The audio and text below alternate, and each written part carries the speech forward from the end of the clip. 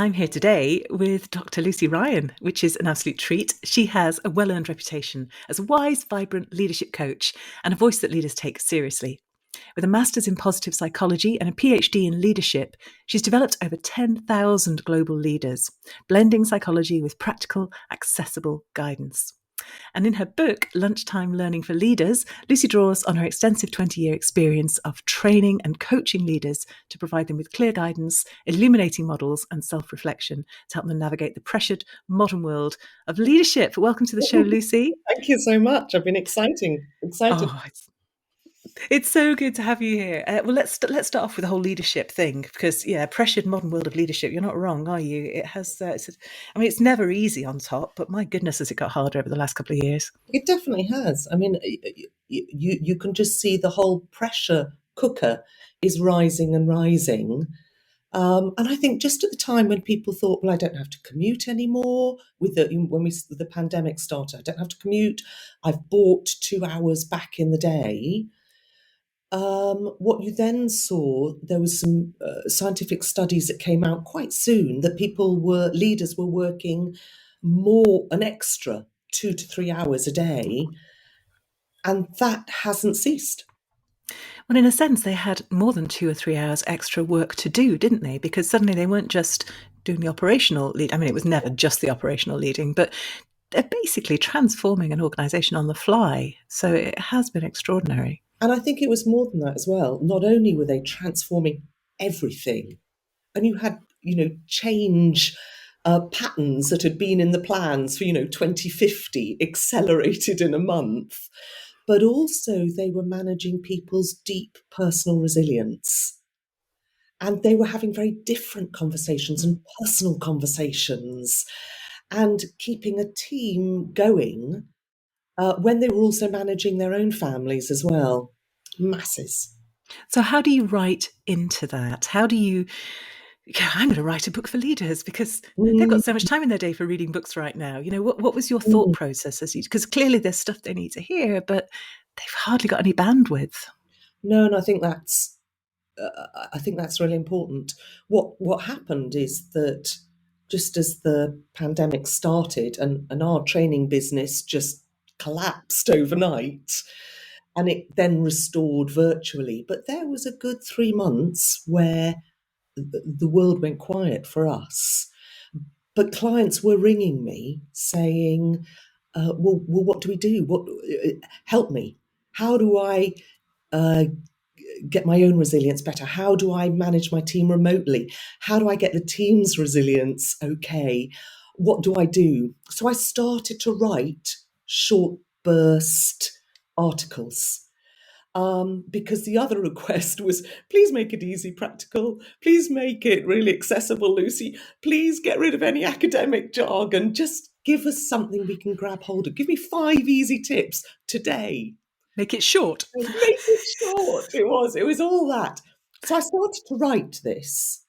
And I wrote a whole series. I wrote about 10 or 11 just short burst articles. And then went, oh, there's something in this. And I then just started to create what might this look like as a book. Because I think the thing is that leaders can't grab hold often of a 400-page book now, which is why they grab hold of podcasts, TED Talks. So I wanted something really accessible. How do I synthesize 20 years of learning and leadership training and coaching into something deeply accessible? And if I've done that, I'm a very happy woman. What was the process like as you were doing it? Because I'm just remembering that famous, was it Charles Lamb? I'm sorry this letter's so long. I hadn't the time to make it shorter. It takes a huge amount more work actually to write something that's very helpful and short. So what was that process like for you, just distilling it down? What is the thing that's going to help them here? I kept, we might talk about the planning process in a moment, but I kept one question at the heart of every single page of planning for a chapter. I wrote one question of what do they really want to know? And I wrote it at the top of every page. And half the time I find I'm writing because I think this concept's really interesting, really sexy, really clever. And then I look at that question, what do they really want to know, and strip it out and take it down to about 5 things that I think someone would really want to know. So they'd pick up that chapter and go, oh, yeah, okay, I get that. And that must have clarified your thinking. How do you think that's going to shape how you train in the future? That's a really that's a really good question. I think it does the same process in training as it does in a way in writing. I have a terrible habit of putting a lot into any training course, the same into any piece of writing. I tend to stuff it full with all this interesting stuff because there's so much that I like. So So much you could say. so much you can say, and you Mm. just take one topic, and it's like, oh my god, there's 20 great books about this. Here, let me tell you everything I know. And in a way, it's just getting me out of the picture and putting the reader central and forward in it. That And was realizing, what's yeah. so interesting. It's really nothing about you, Lucy. It's only about, which is a bit humbling, but there we go. But it's so interesting because you're right. It's an act of humility in a sense, putting the reader there, but it's also an act of supreme self-confidence, isn't it? Because I think sometimes one of the reasons that we stuff our presentations, our books so full of content, is that we feel somehow that the simple stuff isn't enough, that it's really important for us to be comprehensive and original and add this and so there's lots of things going on there. There's a lack of discipline, sure, but there's also a feeling of imposter syndrome, or just feeling that you need to impress, perhaps, so Yeah, that when you take that out, definitely. yeah, it's really. And And you it's talk funny about. because, no, sorry, go on. Well, I was going to ask you about the imposter syndrome stuff, but yeah, do carry on with your point. No, I was only going to say it's a bit like I always used to be slightly sniffy about small bite learning, with the sense that what you need is a 5-day immersion. And I would do these kind of long, 2, 3 day leadership immersions for someone to send me an email afterwards going, you know what, this one point you made was so transformative. And you think, oh God, I could have done that in a lunchtime. Mm. Hence the title, of course, Lunchtime Learning. Hence the title. But sorry, you were going to talk about imposter syndrome. Well, before we do that, actually, I will talk about that imposter syndrome. But I think it's also, we're not saying ditch the immersive 3 day No, courses, are never. we? Because there's, yeah, Never. I think deep dives into learning are beautiful and really important. yeah, Um, I think that people also learn in different ways, and recognizing that not everyone can do a deep dive into a whole book, a 2-day course, and that their brains are like just maxed out, so they can often only take a small piece of learning. They can often only cope with that. I don't say that's good. And often, when you go away for about 2 or 3 days, you learn to relax and gain enough space in your brain to take on more learning. So it's definitely not do away with one. It's an and. yes, these are complementary. Yeah, yeah. And the point that I'm hanging on to like a terrier about imposter syndrome, because you deal with it so beautifully in the book, but also it was just so charming to be introduced to Bob. Bob is your Oh, gremlin, and I wondered if you could just tell us a little bit about Bob and how Bob oh. coped with this whole thing. Bob. Well, so yeah, Bob. I give a name to my gremlin, and actually, in my courtyard at home, I have a stone gremlin who kind of sits like kind of in this really grumpy way, and that's Bob. So he has taken stone form, and um, he got. I think it's really useful, by the way, to name a gremlin, to name those voices in your head, because then you separate it. Yes. It's not me, it's Bob. So it's not your whole identity. It's just something else that's informing you. Um, now, Bob got a thorough workout when I was doing my PhD. So he had a glorious 4 years of really, um, yeah, having he had a joyous romp across my mind. Put it like that. Unconstrained, unfettered. Unconstrained, unfettered, how I wasn't worthy, how I wasn't up to it, how I didn't even have a first degree, how I was too old for this, how I Bill found out. You name it, Bob found little inroads into my mind. And particularly when I had to write deep academic chapters that I didn't even understand. Um,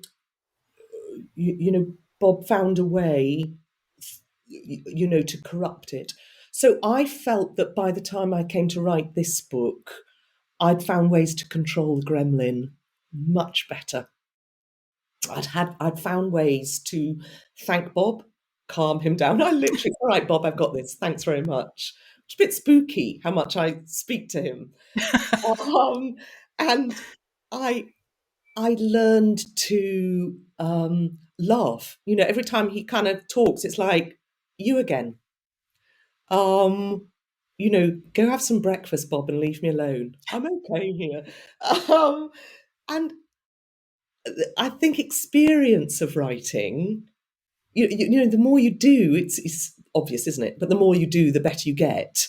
And you faced that before. So Mm. you'll get through it this time.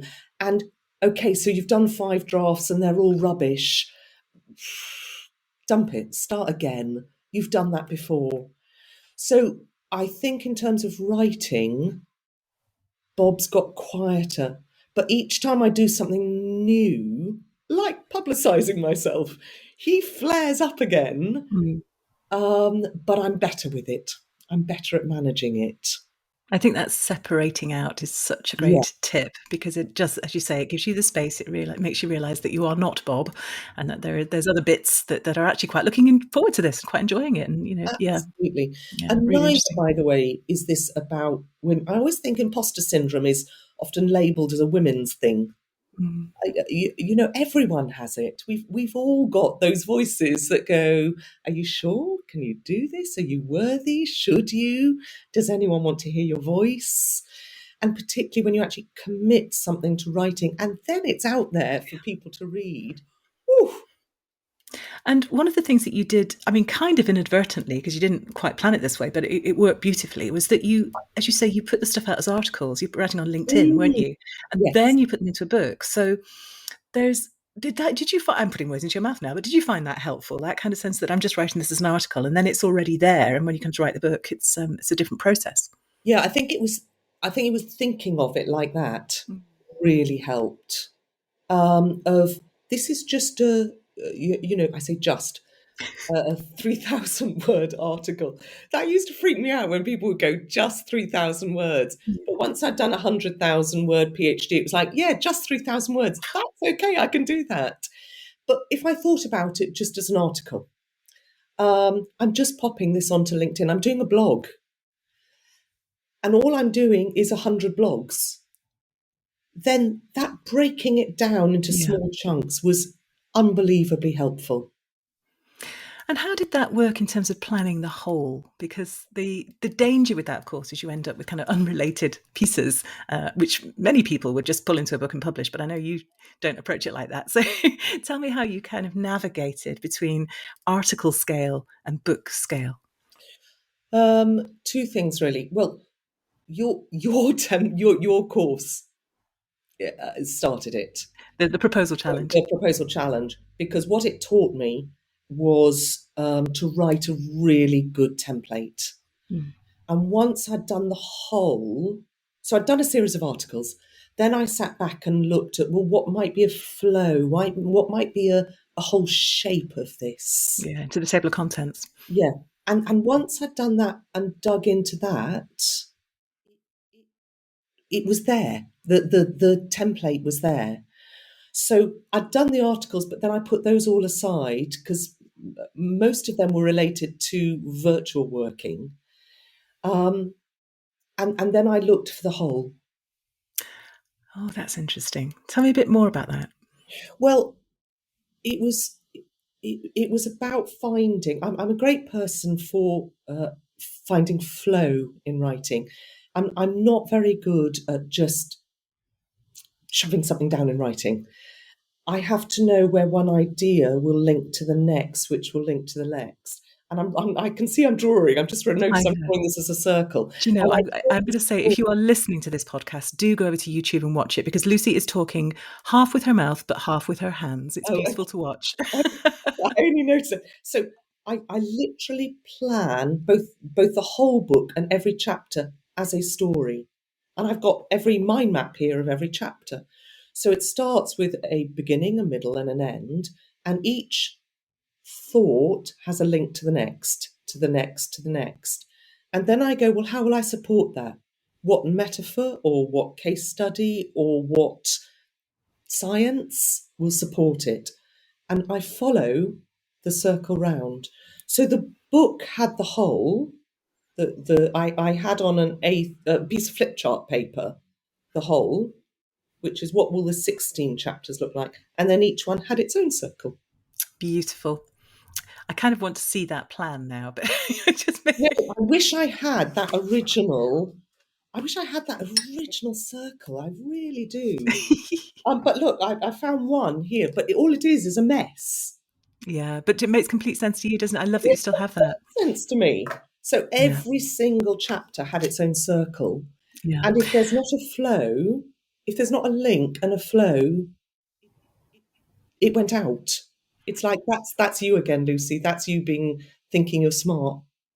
And it's so interesting because we talk a lot on the Right Brained course about visual thinking and about the importance of writing that goes beyond just linear writing onto a page. And that's such a beautiful example. I mean, Lucy actually held it up there. So again, if you're watching the video, you'll have seen that of how, yes, you use the words, but you show them in relation to each other. And you can do that Yes. so beautifully on a page with Yeah. sort of boxes and arrows. You don't have to be Picasso. You can just show No, relationships. I'm a box. I'm a box and arrow girl, Yeah. and I'm not visual in terms of drawing, um, but I am in terms of if it doesn't fit in the circle, it doesn't fit in.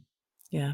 And I think what's interesting about that is, as a reader, I mean, yes, you don't see the scruffy kind of drawing that you did at the beginning, but what you do get as a reader is that sense of structure and organization, and that builds a sense of trust, which enables you to learn. So I think it really does make a difference, almost at the subconscious level, if you're reading a book that has been properly planned out rather than something that's just an Mm, amalgamation of content.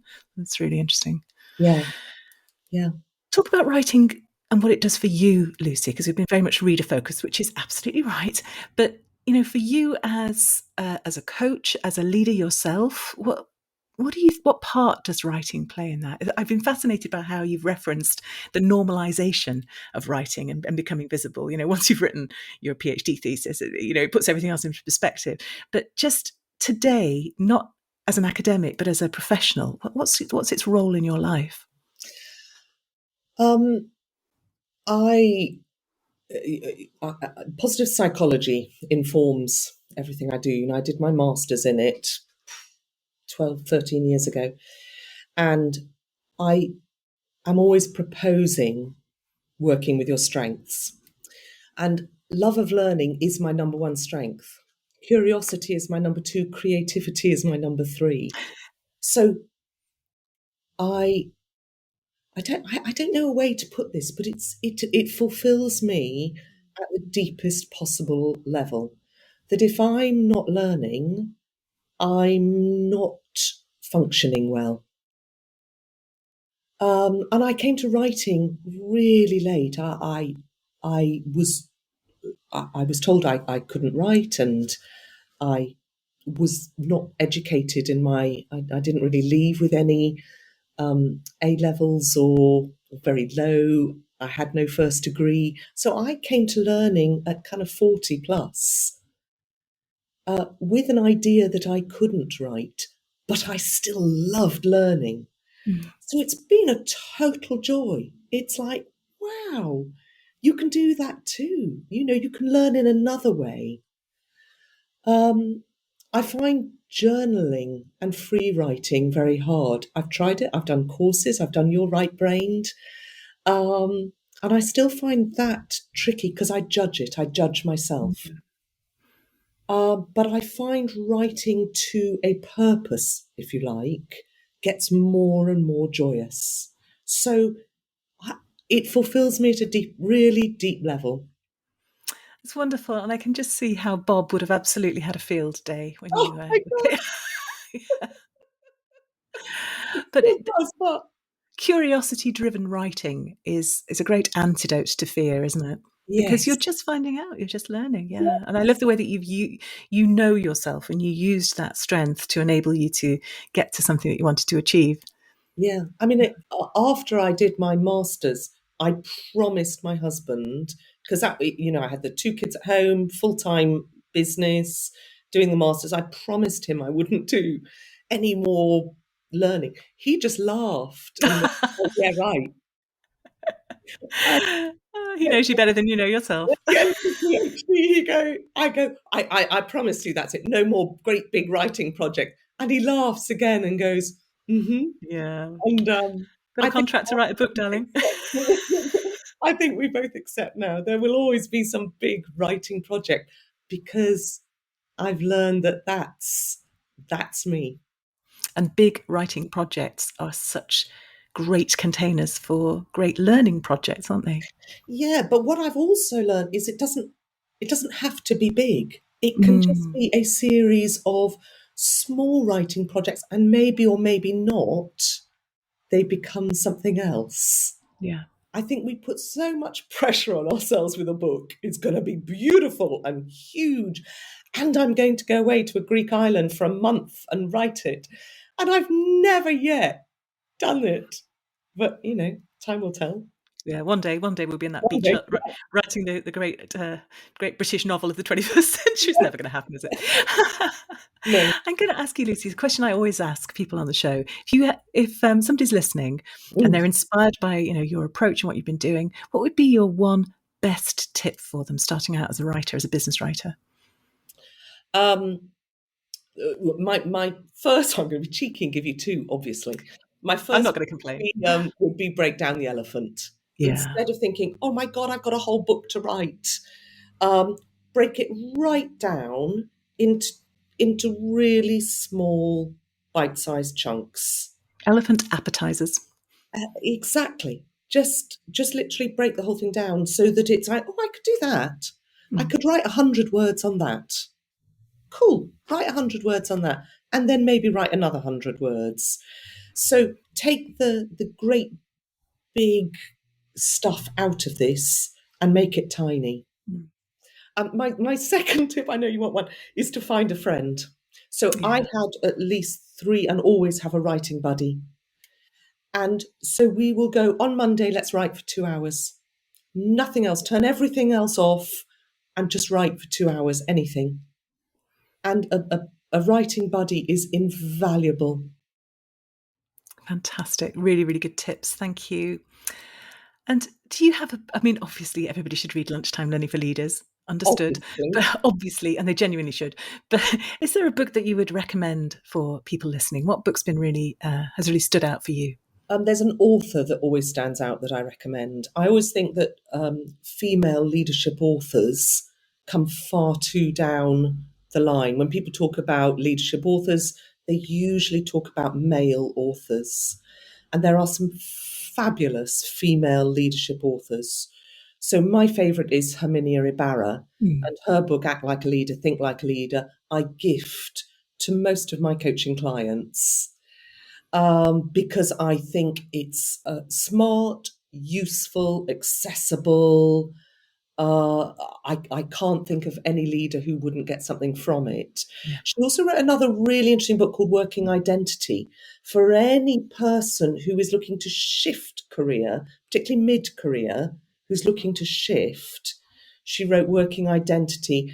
And I also send that to a lot of people when they're going, I want something new, but I don't know what.